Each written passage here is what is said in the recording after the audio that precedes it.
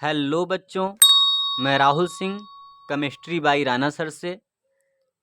जैसा कि आप लोग जानते हैं, अभी तक आपको हमारे chemistry by Rana sir YouTube channel की ओर से केवल केमिस्ट्री के वीडियो ही दिए जा रहे थे।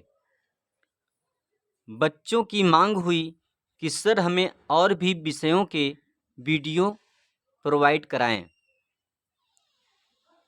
इसलिए आज हम आपके सामने लेकर आए हैं जीव विज्ञान के कुछ महत्वपूर्ण प्रश्न उत्तर सहित।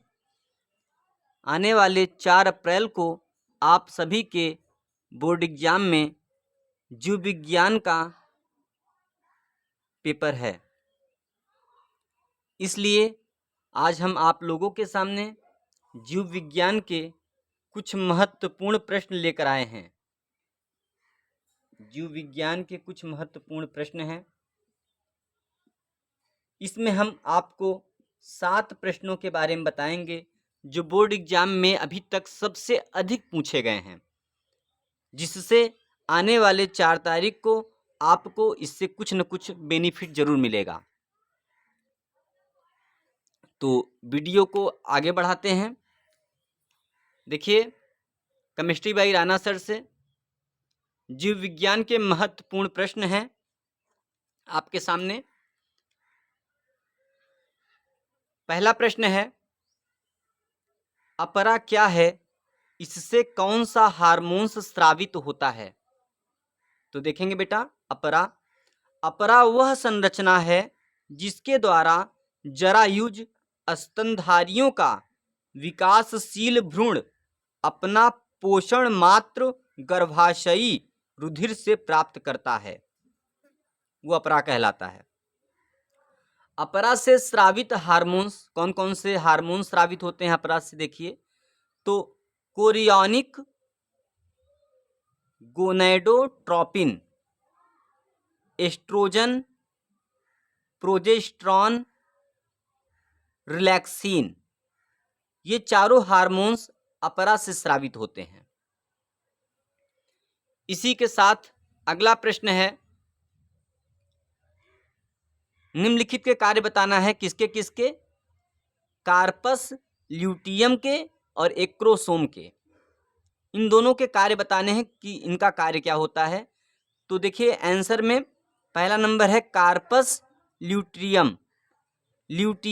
कार्पस ल्यूटियम का कार्य क्या है? देखिए, यह ग्राफियन पुटिका के फटने के बाद बनी संरचना है। इस ग्रंथिल रचना से प्रोजेस्टेरॉन, एस्ट्रोजन्स और रिलैक्सिन आदि हार्मोन का स्रावण होता है। दूसरा है एक्रोसोम। एक्रोसोम को हिंदी में अग्रपिंडक भी कहते हैं। इसका क्या कार्य है?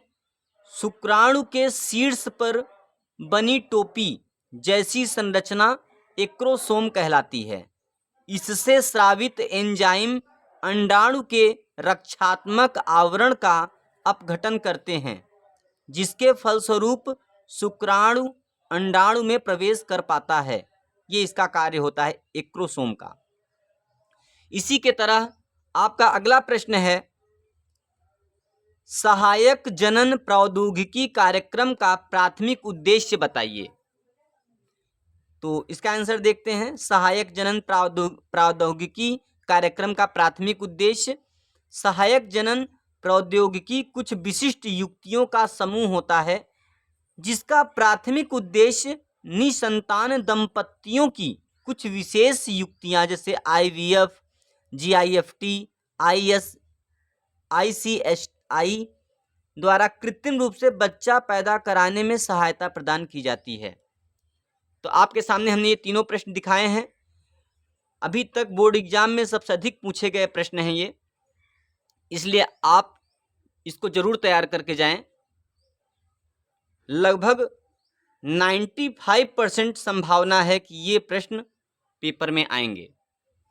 इसी के साथ आगे चलते हैं। अगला प्रश्न है, टीकाकरण पर संक्षिप्त टिप्पणी दीजिए। वैक्सीनेशन के बारे में बताना है। टीकाकरण, देखिए क्या होता है टीकाकरण? शरीर में रोग कारकों का कृत्रिम रूप से प्रवेश कराना या उनके उत्पादों से निर्मित पदार्थ जिन्हें टीके कहते हैं। फिर से देखते हैं टीकाकरण क्या है। शरीर में रोग कारकों का कृत्रिम रूप से प्रवेश कराना टीकाकरण कहलाता है।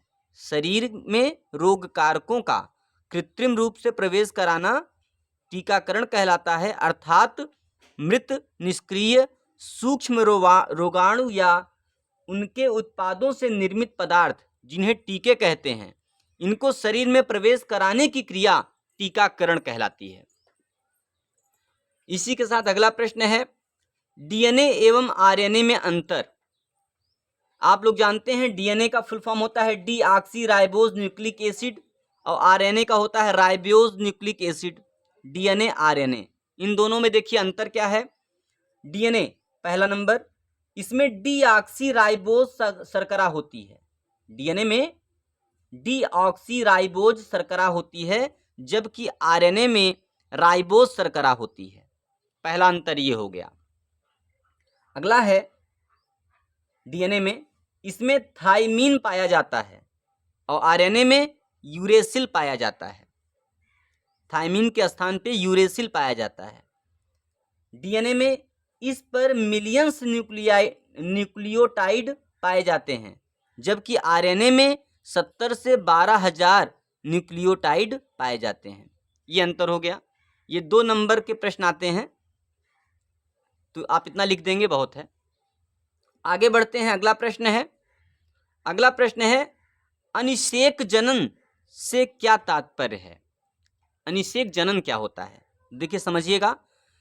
बिना निषेचन के मादा अंडे से भ्रूण बनने की प्रक्रिया को अनिषेक जनन कहते हैं। बिना निषेचन के मादा अंडे से भ्रूण बनने की प्रक्रिया को अनिषेक जनन कहते हैं। अगला प्रश्न है बहुत ही इंपॉर्टेंट, अभी तक ये प्रश्न कई बार पूछा जा चुका है।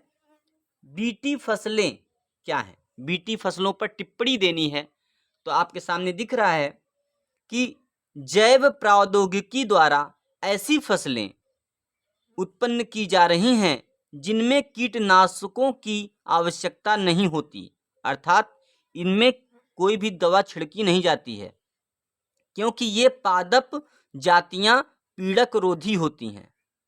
ठीक है, इस तरीके से आज हमने आपको टोटल 7 प्रश्न बताए हैं, जो आपके बोर्ड एग्जाम में आने में बहुत ही सहायक हैं। आप ये 7 प्रश्न देख रहे हैं, आप इसको जरूर याद करके जाएं बोर्ड एग्जाम में। इस वीडियो के बाद मैं अगली वीडियो आप लोगों को जल्द ही प्रोवाइड करा दूंगा, जिसमें एक मॉडल पेपर को पूरा हल किया जाएगा।